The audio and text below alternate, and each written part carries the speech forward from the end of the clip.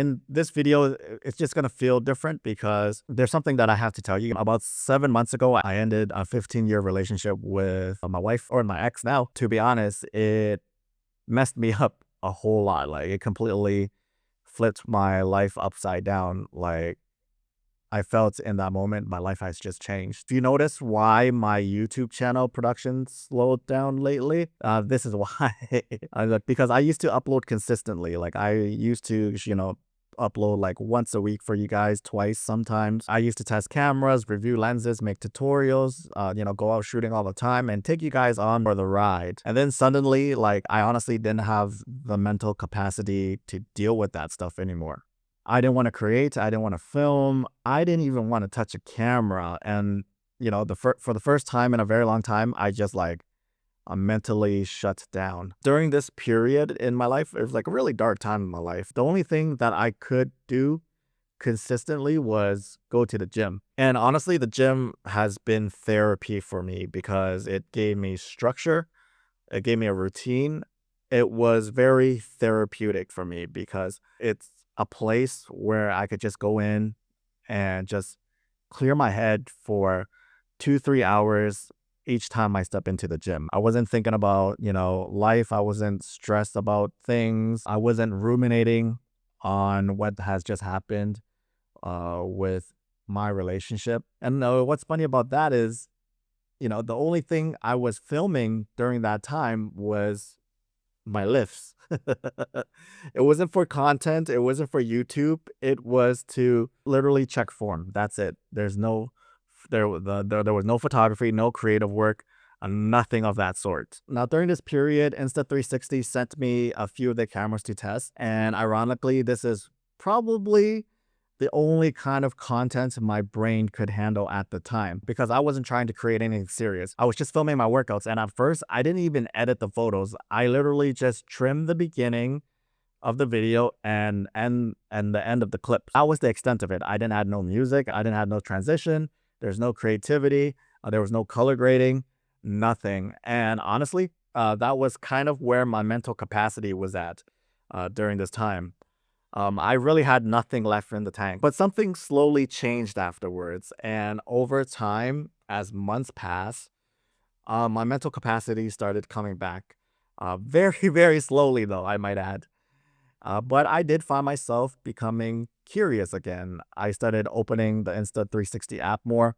I started playing around with the edits more, messing around with different filters. And nothing serious, but it was the first time in months I was actually like experimenting again. And I didn't realize it at the time. This is where, but I feel like this is where creativity was slowly coming back. And then eventually, I started to use these cameras more outside the gym. I started walking around Vietnam. I started to, I clipped my Insta360 Go on the magnetic pendant and I just record random moments. I take grab bikes around the city, so I was filming that as well. I filmed little POV sequences around the city of Da Nang. I took the Insta360 X4 around with me. Just random city walks, no expectations, no pressure. There's no voice in my head saying that I need to get this for a YouTube video. For the first time in a while, it started to become fun again. And then my curiosity started coming back. I wanted to know what the cameras could do. I wanted to test stuff out again. And that feeling, I haven't felt that feeling in months. And then one night I decided to head over to Bui Vien Walking Street here in Ho Chi Minh. It's a very famous, and if you ever been there, you know that it's sensory overload. There's bright lights everywhere. There's bars, music, musicians. People will just pull you in different directions just because they want you in their bar. It's super, super chaotic. And this is where I brought the Ace Pro 2 with me because I just wanted to test their peer video mode. I just wanted to see how it handled in low light situations. And this was around the same time that I met somebody here in Saigon. And she actually ended up helping me film some B-roll. This is where something kind of clicked because for the first time in months, I felt like myself again. I started to notice the lights. I started to notice colors, movements, compositions. I was looking around and thinking that would be a nice shot. Ooh, I like that composition right there. Ooh, I think I can do something with that over there. And I haven't felt like this in a very, very long time. I started taking photos of both of us walking around, different corners, different neon lights, different compositions. And I remember looking at the photos afterward thinking, like, damn, I really missed this. I actually miss creating. Now, here's the part that I didn't expect. I had the Insta360 printer with me. So I printed one of the photos right there on the spot. I handed it to her. And weirdly enough, the small moment triggered something in me. And I think photographers understand what I mean. It's one thing seeing your work on a screen, but it's another see something physically printed. Even something small. It just feels like super different. It makes the work feel real for me. And I think in that moment, that was when I felt the spark come back, especially when I handed that photo to her and I see how her face lit up. And I just saw her like, just like, wow, like you took that from this small camera and now you're printing that. That's pretty cool. And then I got excited because of her excitement as well. Now, after that, I started using the Insta360 app more. I was transferring files directly to my phone, editing videos, playing with effects, playing with different the presets, different overlays, using film simulations, experimenting with different looks. And what I like about it was how frictionless it felt. At that point in my life, I didn't even want to open up my laptop. I didn't want to sit in front of DaVinci Resolve, and I didn't want to spend hours editing the footage. My brain wasn't ready for all that. But editing on my phone, that I could do. It was like super fast. It was convenient. It was simple. And honestly, the low friction experience mattered a lot to me. Because sometimes when you're mentally exhausted, even opening up a laptop just feels like a lot of work. Like there were many times where I was looking at the laptop and I just think I should do something, I should create. But for the life of me, like I didn't want to do it. It was like the craziest thing ever. I started filming gym content again using the Ace Pro 2. I was trying on different edits, different film overlays in the app, different effects. And there's this like stupid effect that I use in the app. It has like an explosion on hit. So I started making edits with an explosion to my lifts. And I thought that was just so freaking hilarious to do. And I realized something. I was experimenting again. I was having fun again. I was just curious again. And curiosity for me is usually the first sign that creativity is returning. And I genuinely think that these cameras played a role in that. Not because they're like the best cameras in the world, but because they were just like super easy to use. They removed friction. I didn't have to think about it. And during difficult periods in life, sometimes low friction is exactly what you need. So over the last 7 months, I've used nothing except for Insta360 products. There are 360 cameras, the action cameras, the Ace Pro 2, the Go series, the X4 Air.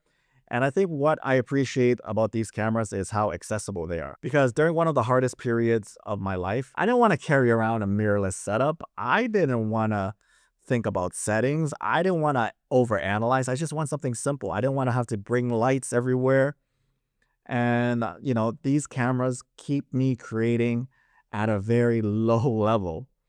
And that matters. I honestly thought about just quitting my YouTube channel as well. Instead of completely shutting down creatively, I just kept moving slowly, but I kept moving. I think if I had fully stopped, I would probably regret it. So I genuinely want to thank Insta360 for sponsoring this video.